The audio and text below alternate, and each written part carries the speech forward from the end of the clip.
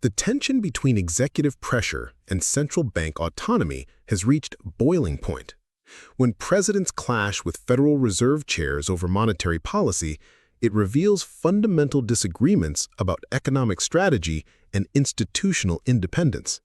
Welcome back to Politics and Economy USA. Today we're examining an escalating conflict between presidential demands for lower interest rates and the Federal Reserve's commitment to data-driven policy decisions. The stakes couldn't be higher for American economic stability.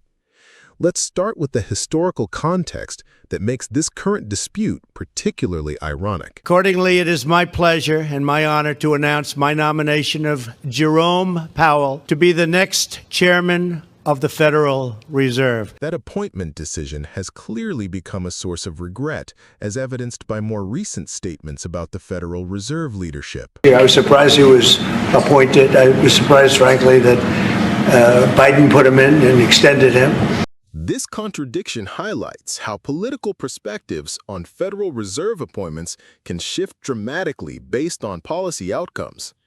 The central bank's latest monetary policy decision demonstrates their commitment to independence despite external pressure. At today's meeting, the committee decided to maintain the target range for the federal funds rate at 4.25% to 4.5% and to continue reducing the size of our balance sheet. We will continue to determine the appropriate stance of monetary policy based on the incoming data, the evolving outlook, and the balance of risks. Changes to government policies continue to evolve, and their effects on the economy remain uncertain. Well, if that happens, then we just raise them.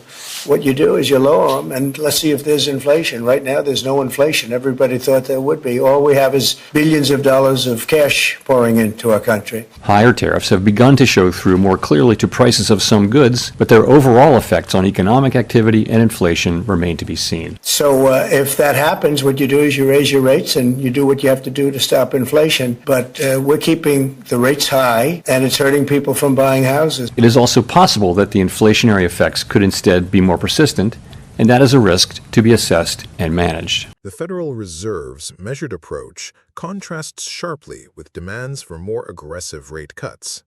This institutional resistance to political pressure has triggered a public response that reveals the depth of frustration with monetary policy decisions.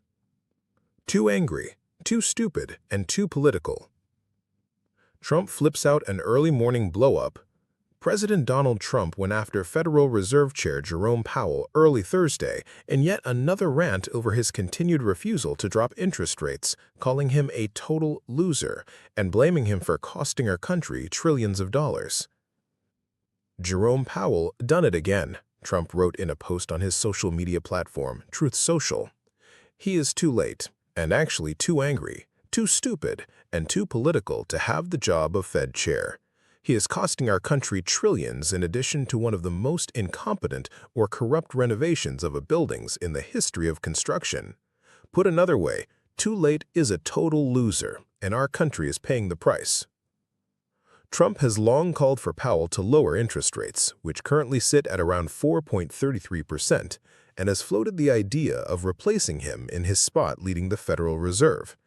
After receiving some blowback, however, Trump has walked that idea back and instead has shifted to launching an investigation into Powell over a series of renovations to the central bank headquarters in Washington, D.C.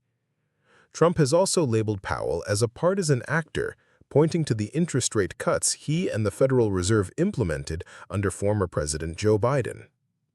Experts warn, however, that should Trump ultimately replace Powell with someone willing to cut interest rates to his desired rate of 1%, real-world interest rates and prices could increase significantly, causing investor panic and a loss of credibility in the United States. This public confrontation raises important questions about Federal Reserve independence and the appropriate relationship between monetary policy and political pressure.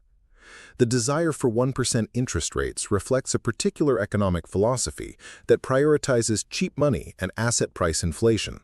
However, such dramatically low rates primarily benefit those with substantial capital to invest, rather than ordinary Americans struggling with housing costs and everyday expenses.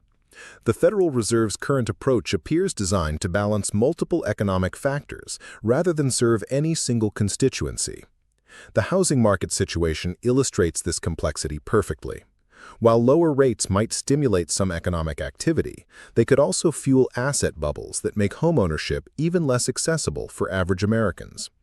Large institutional investors often benefit most from ultra-low rates as they can leverage cheap money to acquire real estate and other assets. Federal Reserve independence exists precisely to insulate monetary policy from short-term political pressures that might undermine long-term economic stability. When central bankers face public attacks from maintaining data-driven approaches, it tests the institutional frameworks designed to protect economic decision-making from political interference. The current 4.33% interest rate environment reflects the Fed's assessment of inflation risks, employment conditions, and overall economic stability. Dramatic rate cuts to 1% would represent a fundamental shift in monetary policy that could have far-reaching consequences for financial markets, currency stability, and international economic relationships. This conflict between presidential preferences and Federal Reserve independence will likely continue as long as monetary policy decisions don't align with political objectives. The institutional tension serves as a reminder that economic governance involves complex trade-offs that extend far beyond any single political administration's priorities. Thanks for watching Politics and Economy USA.